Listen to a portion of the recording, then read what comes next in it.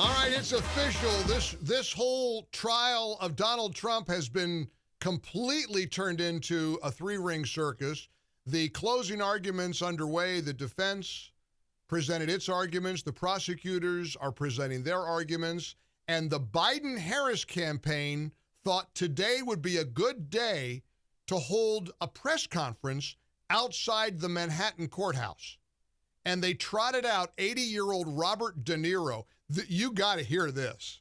First of all, DeNiro comes marching down the street, surrounded by a bunch of Biden-Harris campaign people wearing a mask. I can't get the image of Bobby DeNiro, Mr. Tough Guy, Mr. Gangster. You know, I'm a tough New Yorker. And you'll hear in the clip how he brags about how tough he is with his little dainty light blue mask on outside. So he's terrified that he's going to get, COVID from the outside air in Manhattan. Anyway, you got to hear this. We debated whether to play it or not, but you got to hear it. It's too good. And incidentally, don't worry, Jason Miller, the Trump campaign spokesman, has a response to the Biden-Harris folks pulling this stunt during the closing arguments of Judgment Week for Donald Trump. I've never seen anything like this in my life. Trump has been saying all along, I'm here because of Joe Biden. He said it this morning when he went into the courtroom. Then Biden has a press conference out front saying that he needs to be convicted, which completely proves what Trump has been saying all along. They're freaking out. They've lost their marbles. So first out comes the Biden-Harris communications director. I have no idea who he is. He's talking about how crooked Donald Trump is. He needs to be convicted, yada, yada. And then they bring out Robert DeNiro himself. Now, you've seen him on TV. He wants to punch Trump in the face. He wants to kick Trump's butt. You're going to have to take your mask off if you're going to go one-on-one with Donald Trump, Mr. DeNiro, because that mask might impede your ability to land a punch. It also might impede your breathing. So check out play a little bit of Robert DeNiro with spittle flying out of his mouth, reading a speech quite badly. This is an official Biden-Harris campaign event outside the Manhattan Courthouse moments ago. This is really, even these people over here are it's kind of crazy.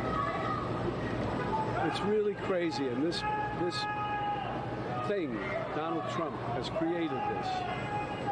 He should be telling them not to do this, but he's just, he wants to sow total, he wants to sow total chaos, which he's succeeding in some areas and places to do.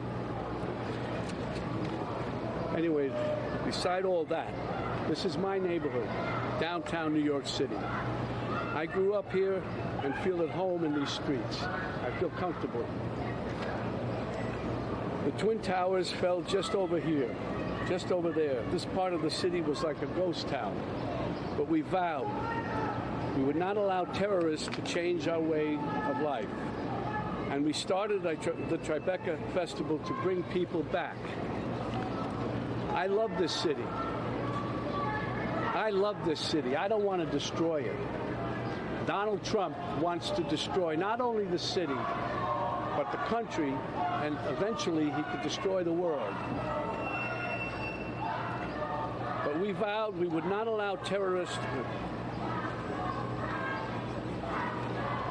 Turn it off. I can't take any more. He thinks Trump's going to destroy the city, the country, and the world. Hey, dummy, how many buildings did Trump build in that city? How many buildings have you built? How did you contribute to the skyline? And the best moment is when DeNiro gets drowned out. Somebody set off a car alarm. Here's comedy gold. What does that mean? Is that the country we want to live in? Do we want him running this country and saying, I'm not leaving, I'm dictator for life? I mean, the horn honking is perfect.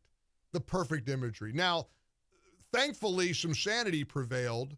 The Trump campaign, since the Biden campaign went there, Jason Miller responded And he took to the same podium that they set up for the Biden clowns and gave a response to DeNiro's rant. And he went on for like 8 minutes. I'm not going to put you through this. I wouldn't dream of it.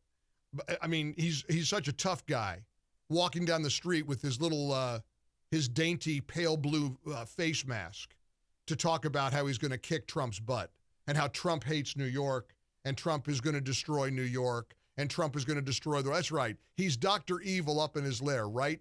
Bobby DeNiro, you tough guy. I mean, but again, think about this. Consider this. Every day that Trump has walked on into that courtroom, he said, I'm here because of Joe Biden.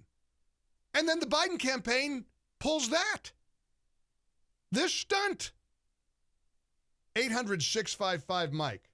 Here's Jason Miller, the Trump campaign spokesman, responding to the absolute freak show of Robert De Niro and Michael Fanone, the Capitol Police officer, and the other Biden toadies who decided it would be a good day during the closing arguments inside the courtroom to hold a campaign event outside the courtroom.